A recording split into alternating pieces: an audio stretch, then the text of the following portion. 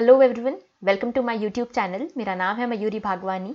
आज हम डिस्कस करने वाले हैं sociological analysis of drug abuse in India. तो सोशियोलॉजी की सीरीज़ में ये हमारा सेकंड लेक्चर है, जिसमें कि हम यहाँ पे कॉन्टेम्प्रेरी इश्यूज़ को डिस्कस कर रहे हैं विद सोशियोलॉजिकल पर्सपेक्टिव। तो ड्रग अब्यूज़ इन इंडिया एक बहुत ही हाईलाइटेड इशू आजकल के टाइम में इसलिए बन गया है क्योंकि आप सभी को पता होगा इस हाई प्रोफाइल ड्रग केस के बारे में, ठीक है, जिसमें बॉलीवुड एक्टर शाहरुख खान के सन आर्यन खान को अरेस्ट किया गया था on the charges of drug abuse. तो ये इशू जो है ये बहुत ज़्यादा इंपॉर्टेंट हो जाता है और इसको हम होलिस्टिकली हर पर्सपेक्टिव से डिस्कस करने की कोशिश करेंगे विथ सोशियोलॉजिकल पर्सपेक्टिव्स। ओके, तो हमारा यहाँ पे जो हाईलाइटेड टर्म है वो है सोशियोलॉजिकल एनालिसिस। ओके, हमको जनरल स्टडीज़ के टर्म्स में यहाँ पे इसको एनालाइज नहीं करना है, हमको सोशियोलॉजिकली एनालाइज करना है। तो कैसे करेंगे? तो देखो, सबसे पहले समझो कि ड्रग अब्यूज़ होता क्या है। तो देखो, ड्रग अब्यूज़ की अगर मैं बात करूँ तो वर्ल्ड हेल्थ ऑर्गेनाइजेशन के अकॉर्डिंग यहाँ पे ड्रग अब्यूज़ की जो डेफिनेशन है वो है drug abuse as is defined as a harmful or hazardous use of psychoactive substances including alcohol and illicit drugs। तो देखो, साइको एक्टिव सब्सटेंसेस का जब हार्मफुल और हजार्डस यूज़ किया जाता है, और साइको एक्टिव सब्सटेंसेस में क्या आ गए, अल्कोहल आ गया, ड्रग्स आ गए, ये सारी चीज़ें आ गई, ठीक है, ओपियम, कैनबीज वगैरह। तो जब इनका यूज़ किया जाता है हार्मफुल या हजार्डस तरीके से, जब इनका मिसयूज़ किया जाता है, जब इलिसिट ड्रग्स को बिना किसी प्रिस्क्रिप्शन के लिया जाता है, that is known as drug abuse. Drug abuse का ही एक एडवांस्ड वर्जन है एडिक्शन, जिसको हम कहते हैं ड्रग एडिक्शन। इसमें क्या होता है कि आप सिर्फ यूज़ नहीं कर रहे हो, अब आप उससे अडिक्ट हो चुके हो, ठीक है, अब आपको उस चीज़ की लत लग गई है, आदत लग गई है। तो advanced stage of substance abuse where the addict develops a compulsion to take the drug, persist in its use despite harmful consequences and exhibits determination to obtain the drug by almost any means। तो आपने कई सारी movies, उड़ता पंजाब जो movie थी, controversial हो गई थी वो बहुत ज़्यादा, उसमें भी ये चीज़ बताई गई थी कि किस तरह से कोई पर्सन ये जानते हुए कि वो ड्रग उसके लिए कितना ज़्यादा हानिकारक है, कितना ज़्यादा हार्मफुल है, फिर भी वो उस ड्रग को लेने से नहीं चूक पा रहा और उस ड्रग को लेने के लिए वो किसी भी हद तक जाने के लिए तैयार है। इसी के कारण ये होता है कि आपने कई सारी मूवीज़ में देखा भी होगा कि इसी के कारण, इस एडिक्शन के कारण ही लोग ना चाहते हुए भी क्रिमिनल एक्टिविटीज़ में इन्वॉल्व हो जाते हैं। लोग किसी का मर्डर्स कर देते हैं, सेक्सुअल एक्टिविटीज़ में, रेप्स वगैरह में इन्वॉल्व हो जाते हैं, इलिसिट सेक्सुअल एक्टिविटीज़ में इन्वॉल्व हो जाते हैं, ठीक है। तो ये सारे इश्यूज़ हैं जो ड्रग अब्यूज़ के कारण आते हैं। अच्छा, ड्रग अब्यूज़ को सब्सटेंस अब्यूज़ भी कहा जाता है। ओके, अब देखो, हम देखें कि इसके कॉजेज़ क्या हैं ड्रग अब्यूज़ के। तो हम अगर सोशियोलॉजिकल पर्सपेक्टिव से जानने वाले हैं, उसके पहले हम कुछ बेसिक थ्योरीज़ को डिस्कस कर लेते हैं। अगर हम यहाँ पे बायोलॉजिकल थ्योरी को डिस्कस करें कि बायोलॉजिकल थ्योरीज के अकॉर्डिंग यहाँ पे ड्रग अब्यूज़ के क्या कारण होते हैं, तो सबसे पहला कारण जो होता है इसका, वो होता है जेनेटिक फैक्टर। जेनेटिक फैक्टर यानी कि कुछ बायोलॉजिकल थ्योरीज ये कहती हैं कि जो लोग, जिनके पेरेंट्स ड्रग एडिक्ट्स रह चुके हैं या ड्रग अब्यूज़ में इन्वॉल्व रह चुके हैं, बहुत ज़्यादा चांसेस हैं कि उनके बच्चे भी, ऐसे लोगों के बच्चे भी यहाँ पे because of the genetic factors, वो भी, उनमें ज़्यादा चांसेस है कि वो ड्रग अब्यूज़ का शिकार होंगे और ड्रग एडिक्ट्स बन जाएंगे, ठीक है। तो ये एक बायोलॉजिकल स्टडीज़ बताती हैं, ये बायोलॉजिकल थ्योरीज के अकॉर्डिंग ये कंसेप्ट आता है। इसके अलावा एक है साइकोलॉजिकल थ्योरी, ठीक है। साइकोलॉजिकल थ्योरीज में क्या बताया गया है? साइकोलॉजिकल थ्योरी में बताया गया है कि वो लोग जो पर्सनैलिटी डिसऑर्डर्स के शिकार हैं, ठीक है। पर्सनैलिटी डिसऑर्डर का मतलब क्या है? यहाँ पे पर्सनैलिटी डिसऑर्डर का मतलब है जिनको एंग्जाइटी, स्ट्रेस, फ्रस्ट्रेशन, ऐसी चीज़ें बहुत जल्दी हो जाती हैं, जिनका जो हमेशा हाइपर टेंशन, हाइपर एक्टिवनेस में रहते हैं, उन लोगों में ये जो ड्रग अब्यूज़ है उसके चांसेस ज़्यादा रहते हैं। इनफैक्ट कई सारी स्टडीज़ में ये भी पता चला है कि जो भी टोटल लोग हैं जो ड्रग अब्यूज़ में इन्वॉल्व हैं, उनमें ज़्यादातर ये एक्टिविटीज़ देखने को मिली है, एंग्जाइटी एंड स्ट्रेस। तो you can C both the ways, ठीक है, कि यहाँ पे जिनको एंग्जाइटी स्ट्रेस होता है उनमें ज़्यादा चांसेस होते हैं ये ड्रग अब्यूज़ का विक्टिम बनने के, और जो ड्रग अब्यूज़ के विक्टिम्स हैं उनमें और एंग्जाइटी और स्ट्रेस और ज़्यादा होने लगता है for the longer time. Shorter time के लिए लोग क्या करते हैं, साइकोलॉजिकल एक फैक्टर ये भी है कि लोग क्या करते हैं कि to escape the frustration, to escape a sad thing, to escape any kind of depression, लोग क्या करते हैं, ये ड्रग अब्यूज़ का शिकार हो जाते हैं, ठीक है, ड्रग्स लेते हैं। उनको लगता है कि इससे वो अल्टीमेट प्लेजर को अटेन कर लेंगे, लेकिन this pleasure is just for some time, ठीक है, ये शॉर्ट ड्यूरेशन का होता है, और इसके बाद जो डिप्रेशन आता है वो और ज़्यादा लॉन्ग टर्म का होता है और ज़्यादा इंटेंस होता है। तो दिस इज वन थ्योरी, ठीक है। ये दोनों थ्योरी सोशियोलॉजिकल नहीं है। अब बात करते हैं हम सोशियोलॉजिकल थ्योरीज की, ठीक है। तो देखो, यहाँ पे सबसे पहले कॉजेस की बात करें कि आखिर क्या कारण है कि लोग ड्रग अब्यूज़ में शामिल हो जाते हैं, ड्रग अब्यूज़ में इन्वॉल्व हो जाते हैं। तो सबसे पहला कारण जो है ये है, आप इसको समझ सकते हो through Merton's theory of deviance and conformity. देखो, अगर आपने जो वेस्टर्न थिंकर्स जो हमारे सिलेबस में दिए गए हैं, अगर आपने उनको स्टडी किया है तो आपको ये कंसेप्ट बहुत अच्छे से समझ आएगा। मर्टन जो है हमारे एक वेस्टर्न थिंकर है, इनकी एक थ्योरी है रिगार्डिंग डिविएंस एंड कन्फर्मिटी। ठीक है, इसमें ये कहते हैं कि कन्फर्मिटी क्या है, जब कोई इंडिविजुअल सोसाइटी ने जो नॉर्म्स डिसाइड किए हैं, जो एक्सेप्टेबल पाथ डिसाइड किया है, उस पर चलता है और वो जो भी कल्चरली डिफाइंड गोल्स हैं उनको अटेन करता है थ्रू इंस्टीट्यूशनलाइज्ड मीन्स, तो वो होता है कन्फर्मिटी। डिविएंस क्या होता है, जब कोई पर्सन एक्सेप्टेड पाथ से अलग कोई काम करने की कोशिश करता है। ठीक है, तो deviance from the accepted path is known as deviance. ठीक है, अब ये डिविएंस कब होता है, डिविएंस क्या होता है, देखो कोई भी सोसाइटी जो है ना, सोसाइटी में कुछ डिफाइंड गोल्स होते हैं कि हर किसी को, हर इंडिविजुअल को, अगर ये कोई भी इंडिविजुअल इस कल्चरली डिफाइंड गोल्स तक पहुंचता है तो उसे सक्सेसफुल माना जाता है। और इस तक पहुंचने के कुछ इंस्टीट्यूशनलाइज्ड मीन्स होते हैं। ठीक है, कि यही तरीकों से आप अगर पहुंचते हो, ये सही तरीके हैं इन गोल्स तक पहुंचने के लिए, ये बताती है सोसाइटी। अगर इन दोनों में से कहीं पर भी डिस्क्रिपेंसी देखने को मिलती है तो that leads to anomie, according to Merton. और इस एनोमी का ही रिजल्ट होता है कि लोग डिविएंस की तरफ आगे बढ़ते हैं। डिविएंस यानी कि वो इस पाथ को ही छोड़ देते हैं, या तो इस गोल को ही छोड़ देते हैं कि जो सोसाइटी ने गोल्स डिसाइड किए उनको ही छोड़ देंगे, या तो अगर उस गोल को एक्सेप्ट करेंगे तो मीन्स को छोड़ देंगे। ठीक है, वो अपने अलग मीन्स बनाएंगे, या फिर कई बार ऐसा देखा जाता है कि दोनों को ही छोड़ देंगे। ठीक है, तो अगर आपने ये थ्योरी पढ़ी होगी तो आपको ये बहुत अच्छे से समझ आ रहा होगा। इसमें मर्टन ने 5 तरह के लोगों का बात की है, 5 तरह के लोगों की बात की है, जिसमें से एक तो होते हैं कन्फर्मिस्ट, बाकी 4 होते हैं डिविएंट्स। ठीक है, अब इसमें से भी, इन 4 में से भी जो ड्रग एडिक्ट्स हैं वो आते हैं रिट्रीटिस्ट ग्रुप में। ठीक है, रिट्रीटिस्ट। ओके, ये रिट्रीटिस्ट ग्रुप क्या है, ये रिट्रीटिस्ट ग्रुप उन डिविएंट लोगों का ग्रुप है जो कि ना ही जिनको कल्चरली एक्सेप्टेड गोल्स में इंटरेस्ट है, ठीक है, ना ही इनको ये गोल अटेन करने हैं, ना ही इनका इंटरेस्ट इंस्टीट्यूशनलाइज्ड मीन्स में है। ठीक है, फॉर एग्जाम्पल जनरली गोल क्या होता है सोसाइटी का, कि आप अच्छे से पढ़ाई करो, अच्छा करियर सेटअप करो, उसके बाद आप पैसे कमाओ और ultimately you can have all the pleasures of the life. ठीक है, दिस इज योर गोल। अब इसके लिए इंस्टीट्यूशनलाइज मीन्स क्या है, यही कि आप पढ़ाई करो, करियर बनाओ और उसके बाद आप इस प्लेजर्स को अटेन करो। लेकिन रिट्रीटिस्ट का क्या कहना है कि हमको नहीं कमाने पैसे, हमको नहीं बनना अच्छा बड़ा आदमी इन करियर। ठीक है, इसके अच्छा, और इसमें इनको मीन्स में भी कोई इंटरेस्ट नहीं कि छोड़ो पढ़ाई लिखाई ये सब चीज़ें छोड़ो, हमको एक शॉर्ट टर्म प्लेजर चाहिए, हमको शॉर्ट टर्म तरीके से यहाँ पे फ्रस्ट्रेशन से छुटकारा चाहिए। सो दे गो फॉर ड्रग्स। ठीक है, और यहाँ पे उनका ऐसा मेंटल स्टेट होते हैं कि ये ड्रग्स के थ्रू वो अल्टीमेट प्लेजर को अटेन कर सकते हैं। तो this is a kind of retreatist deviant behaviour. Okay, तो एक का कारण तो ये हो गया। ठीक है, कि उनको इंटरेस्ट ही नहीं है कल्चरली एक्सेप्टेड गोल्स और इंस्टीट्यूशनलाइज्ड मीन्स में। दूसरी चीज़ ये कि एक रेफरेंस ग्रुप थ्योरी भी है मर्टन की। ये रेफरेंस ग्रुप थ्योरी क्या बोलती है, देखो कोई भी इंडिविजुअल, आप लोगों ने भी ये कई बार फेस किया होगा, कोई भी इंडिविजुअल अगर अपने ग्रुप के साथ बैठ रहा है, अगर स्पेशली मैं यंगस्टर्स की बात कर रही हूँ, तो अगर वो अपने कॉलेज ग्रुप के साथ बैठ रहा है और उसमें उसका मान लो 5-6 लोगों का ग्रुप है जिसमें से मेजॉरिटी लोग ड्रिंक करते हैं, अल्कोहल कंज्यूम करते हैं। ठीक है, तो उसके ऊपर भी एक तरह का पीयर प्रेशर डेवलप होगा, और ये चीज़ जो है इसका एक गलत नोशन बना देती है। ये जो पर्सन है जो नहीं ड्रिंक करता है, उसके दिमाग में एक गलत नोशन बन जाता है कि ये लोग कितने कूल हैं, या ये सारी जो भी पर्सपेक्टिव हैं, और वो उसको अपना एक रेफरेंस ग्रुप मान लेता है। और उनको उस पीयर प्रेशर को डील करने के लिए और उस रेफरेंस ग्रुप में एंटर करने के लिए वो भी पर्सन, जो पर्सन बाहर है, वो भी पर्सन अब अल्कोहलिज्म का शिकार हो जाता है, वो भी अब ड्रग अब्यूज़ का शिकार हो जाता है। तो यहाँ पे भी ये रेफरेंस ग्रुप थ्योरी जो है मर्टन की, ये काम आती है। ठीक है, there is an influence of peer group which leads to drug abuse among the youngsters. ठीक है, and there is a anticipatory socialization which is seen among the youngsters. जो लोग, अब मान लो कि मैं एक ऐसे ग्रुप का हिस्सा बनना चाहती हूँ जो कि बहुत ही ज़्यादा कूल माना जाता है मेरे कॉलेज में। ठीक है, अब वो जो कूलनेस है वो मेरा एक गलत नोशन है। ठीक है, और इसको मैं मानती हूँ कि वो लोग कूल क्यों हैं, because they are involve in this drug abuse, they are involve in this substance abuse. ठीक है, तो मैं क्या करूँगी, उस ग्रुप में एंट्री पाने के लिए मैं भी इन चीज़ों में इन्वॉल्व होने लगूंगी। मैं भी अपने आप को उस तरह से मैं खुद इस तरह से बिहेव करने लगूंगी जैसे कि उस ग्रुप के लोग बिहेव करते हैं। तो I will also get involve in this drug abuse. ठीक है, तो ये चीज़ इस चीज़ को कहते हैं हम anticipatory socialisation, and this is completely related to Merton's reference group theory. Alright, इसके बाद देखो, इसको हम आगे भी देखेंगे, इसको हम सिंबॉलिक इंटरेक्शनिज्म से भी कनेक्ट करेंगे। कैसे करेंगे आगे बताऊंगी। सेकंड हमारा पर्सपेक्टिव है रिगार्डिंग फंक्शनलिस्ट पर्सपेक्टिव। ठीक है, तो फंक्शनलिस्ट जो थिंकर्स हैं, सोशोलॉजिस्ट हैं, उनके अकॉर्डिंग अगर आप देखो, उस थ्योरी के अकॉर्डिंग अगर आप जाओ, तो ड्रग यूज जो है काफ़ी सारे मायनों में फंक्शनल होता है कुछ लोगों के लिए। ठीक है, अब ये किन लोगों के लिए फंक्शनल होता है ये हम उसके कॉन्सिक्वेंसेज में देखेंगे। ठीक है, अभी हम इसको नहीं डिस्कस करें, अभी हम डिस्कस करें इसके कॉजेज को।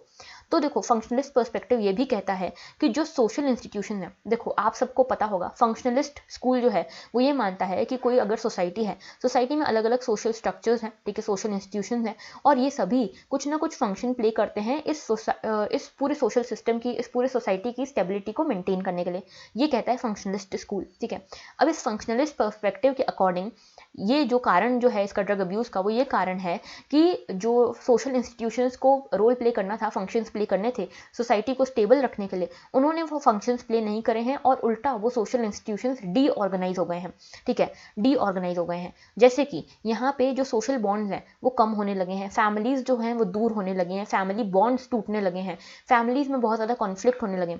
अब देखो family is the primary source of socialization, ठीक है, और अगर प्राइमरी सोर्स ऑफ सोशलाइजेशन में ही इतने कॉन्फ्लिक्ट्स हैं, इतना डीऑर्गेनाइजेशन है, तो जो भी उस फैमिली से निकल के कोई इंडिविजुअल आएगा वो कितना अनसोशलाइज्ड रहेगा ही, ठीक है, and he is very much vulnerable to enter into such things like drug abuse. Okay, दूसरी चीज़ फॉल्टी सोशलाइजेशन होता है उनका, ठीक है, they are not taught, the individuals are not taught और they are not able to see around themselves proper values, proper moral values, proper social values. Okay, तीसरी चीज़ यहाँ पे ये है कि यहाँ पे पेरेंटल क्रिमिनलिटी जब होती है, फैमिली सोशल इंस्टिलैरिटी होती है जब, तब यहाँ पे ज़्यादा चांसेस होते हैं कि जो इंडिविजुअल उस फैमिली से निकल के आ रहा है वो बहुत ज़्यादा वल्नरेबल हो जाता है ड्रग अब्यूज़ को लेकर, ठीक है। तो पेरेंटल क्रिमिनलिटी मतलब कि अगर कोई बच्चा, अगर कोई यंगस्टर अपने पेरेंट्स को देखता है कि वो ड्रग अब्यूज़ में शामिल है या फिर वो किसी क्रिमिनल एक्टिविटी में शामिल है, तो वहाँ पे भी ज़्यादा चांसेस होते हैं कि वो पर्सन जो है, वो इंडिविजुअल जो है वो ड्रग अब्यूज़ का शिकार हो जाए।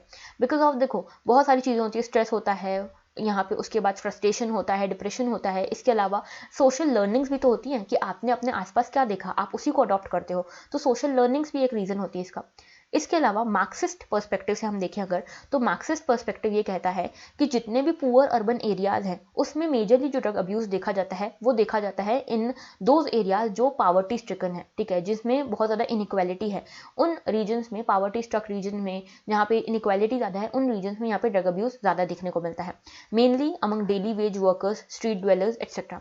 कुछ स्टडीज़ भी आई थी बीच में यहाँ पे, जिसमें बताया गया था कि महाराष्ट्र रीजन में जो majority of the drug abusers जो जिनको अरेस्ट किया जाता है या जो विक्टिम्स हैं, यहाँ कह लो ड्रग अब्यूजर्स हैं या ड्रग एडिक्ट्स हैं, वो मेजरली यही लोग होते हैं, डेली वेज वर्कर्स और स्ट्रीट ड्वेलर्स। तो हियर मार्क्सिस्ट पर्सपेक्टिव से आप देखो तो ये एक मटेरियलिस्टिक पर्सपेक्टिव भी आपको दे रहा है कि आप किस तरह से यहाँ पे इकोनॉमिक वेलबींग के बेसिस पे डिसाइड कर रहे हो कि यहाँ पे उनका नेचर क्या होगा, उनकी वल्नरेबिलिटी कितनी होगी about the drug abuse.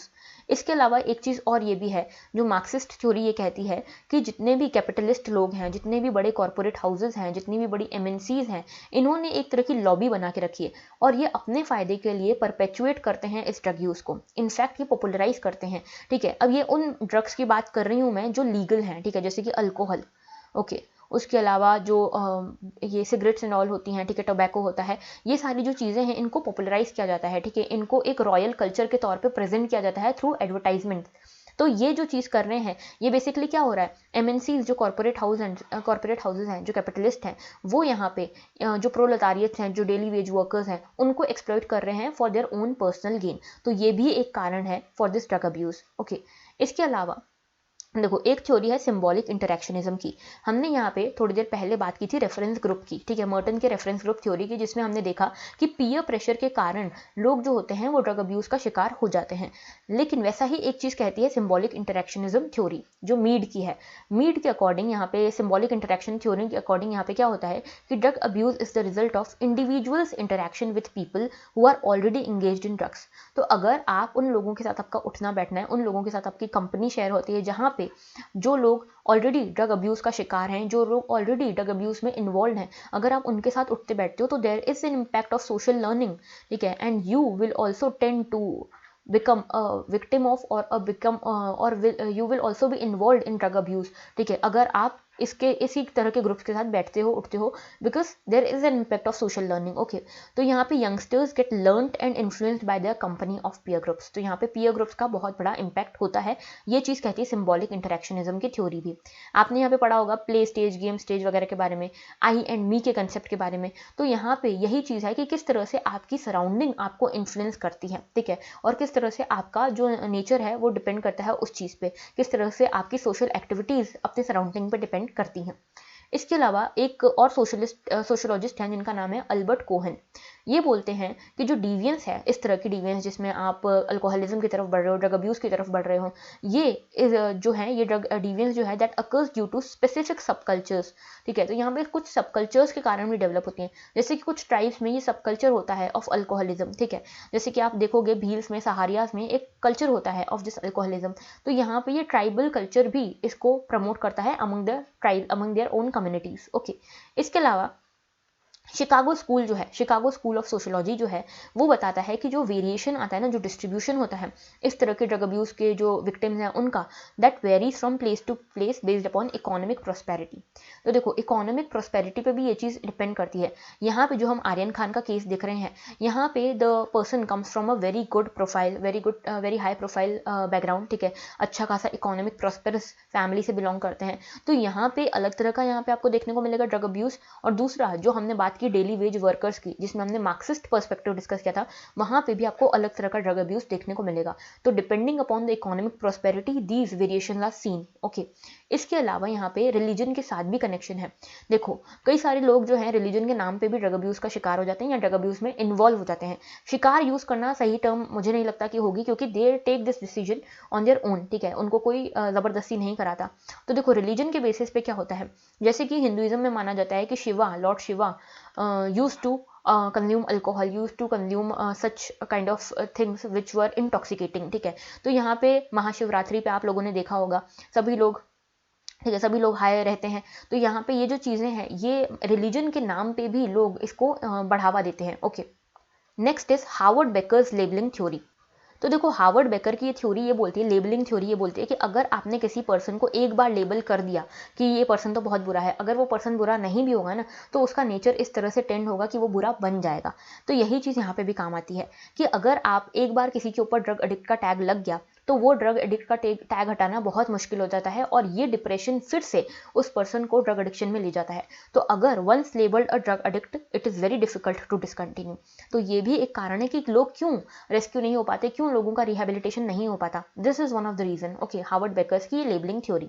Alright, इसके अलावा कुछ पर्सनल फैक्टर्स भी हैं, जैसे कि sexual harassment is one of the factor. ठीक है, सब्सिक्वेंट डिप्रेशन। तो यहाँ पे सेक्सुअल हरासमेंट के बाद जो डिप्रेशन फेस करते हैं लोग, उसमें स्पेशली विमेन, ठीक है, उसके बाद they turn to be drug addict, they turn towards drugs. ठीक है, तो ये एक कारण है। तो depression is one of the reason and one of the personal factor which leads to this problem of drug abuse. इसके अलावा देखो, एलिनेशन, रिबेलियसनेस, पीयर कल्चर की हम बात कर चुके हैं। रिबेलियसनेस की भी हमने बात की थी, जिसमें हमने देखा था कि रिट्रीटिस्ट टाइप का डिविएंट नेचर है ये। इसके अलावा अलिनेशन भी आप देख सकते हो। देखो, यहाँ पे मार्क्स भी इसको डिफाइन करते हैं और दरखाइम भी इसको डिफाइन करते हैं। अलिनेशन में हमने देखा था कि मार्क्स के अकॉर्डिंग अलिनेशन क्या है, जब आप आइसोलेटेड फील करो। ठीक है, जब आप यहाँ पे मीनिंगलेसनेस फील करो अपनी लाइफ में, दैट लीड्स टू अलिनेशन। ठीक है, और अलिनेशन के कारण यहाँ पे बहुत सारी ऐसी चीज़ें होती है जिसमें लोग ड्रग्स की तरफ आगे बढ़ते हैं। वैसा ही हमने अमाइल दरखाइम की जो सुसाइड की स्टडी थी, उसमें भी देखा था, जब इंटीग्रेशन सोसाइटी में कम हो जाता है, ठीक है, इंटीग्रेशन जब सोसाइटी में कम हो जाता है, that leads to egoistic suicide and such kind of behaviour. जैसे कि ड्रग अब्यूज में भी उसके बाद ही लोग जाते हैं, जब इंटीग्रेशन कम हो जाता है। और इसका कॉन्सिक्वेंस कई बार देखा जाता है कि पहले इंटीग्रेशन कम हुआ सोसाइटी में, उसके बाद लोग इस तरह के वल्नरेबल चीज़ों की तरफ आगे बढ़े, ड्रग अब्यूज़ की तरफ बढ़े, और उसके बाद ultimately they turn towards suicide. ठीक है, इसमें हम कॉन्सिक्वेंसेज में देखेंगे। तो इस तरह की सुसाइड को क्या कहते हैं, ईगोइस्टिक सुसाइड कहते हैं in terms of amyl दरखाइम। Okay, आगे बात करते हैं। अब देखो, इसके कॉन्सिक्वेंसेज हमको देखना है सोशियोलॉजिकल पर्सपेक्टिव से। तो स्ट्रक्चरल फंक्शनल थ्योरी क्या कहती है?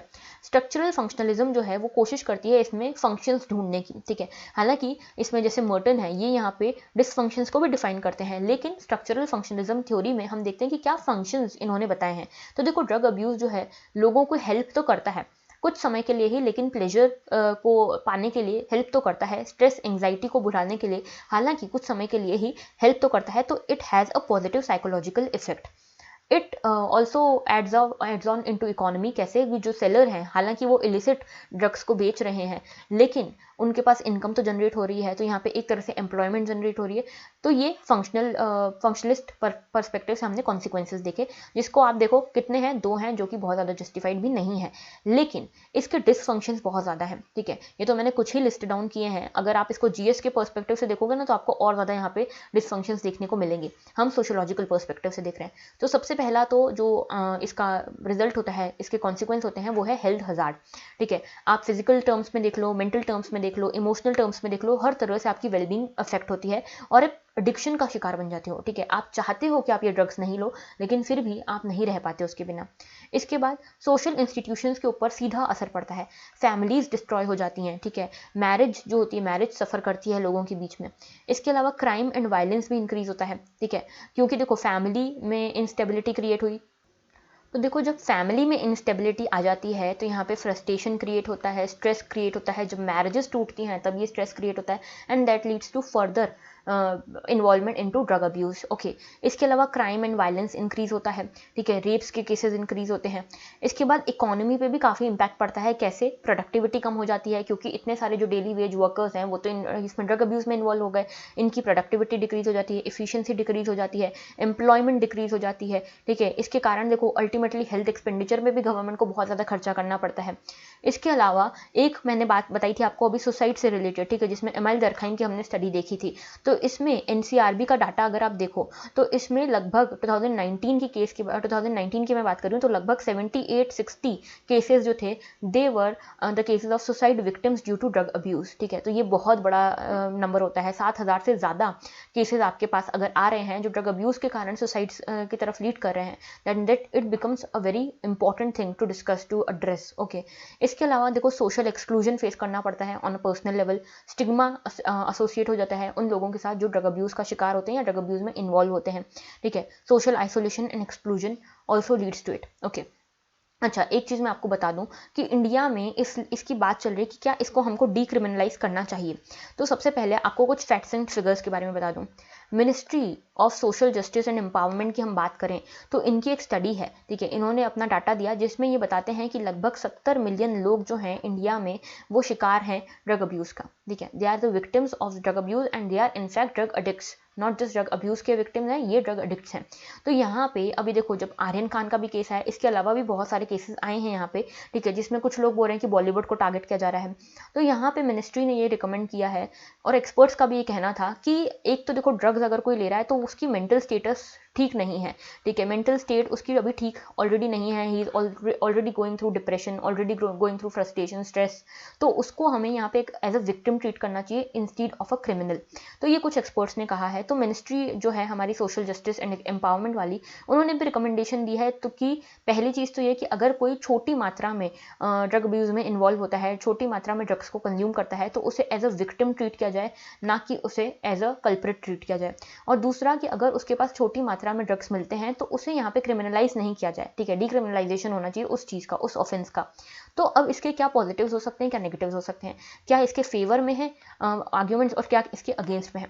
फेवर में एक आर्ग्यूमेंट तो ये है कि जो स्टिग्मा है रिलेटेड इससे वो कम होगा और लोग इसको एक्सेप्ट करेंगे और इनका जो लोग ड्रग अब्यूज़ का शिकार हो चुके हैं उनका रिहैबिलिटेशन ईजी होगा। ठीक है, वो लोग सच में इस चीज़ को छोड़ पाएंगे और इससे बाहर निकल पाएंगे। दूसरा ये कि पुलिस के ऊपर और क्रिमिनल जस्टिस सिस्टम के ऊपर भी बर्डन कम होगा। लेकिन इसके नेगेटिव्स भी हैं। पहला नेगेटिव ये है कि डीकमर्शलाइजेशन के साथ आएगा डीक्रिमिनलाइजेशन के साथ आएगा कमर्शियलाइजेशन भी। यानी कि इसमें जो एमएनसीज हैं, जो बड़ी बड़ी लॉबी वाले कॉरपोरेट हाउसेस हैं, वो और ज़्यादा इसको कमर्शियलाइज करेंगे, जिसके कारण जो स्ट्रेस वाली जो सिचुएशन है, जो मेंटल प्रेशर है, मेंटल इलनेस वाली जो सिचुएशन है, ये परपेचुएट कर सकती है। तो अल्टीमेटली ये हमारी सोसाइटी के लिए और ज़्यादा नुकसानदायक हो सकता है। अभी क्या है देखो, स्टिग्मा का एटलीस्ट डर है, सोशल एक्सक्लूजन का एटलीस्ट डर है, लॉस का एटलीस्ट डर है, तो लोग इसमें इन्वॉल्व होने से फिर भी कतराते हैं। लेकिन अगर इसको डीक्रिमिनलाइज कर दिया जाएगा तो ये तो और ज़्यादा बढ़ावा मिल जाएगा इसको। तो ये सारे इश्यूज हमने डिस्कस कर लिए, इसको होलिस्टिकली हमने डिस्कस किया है। ठीक है, तो that was all for today. Thank you for watching and have a very good day.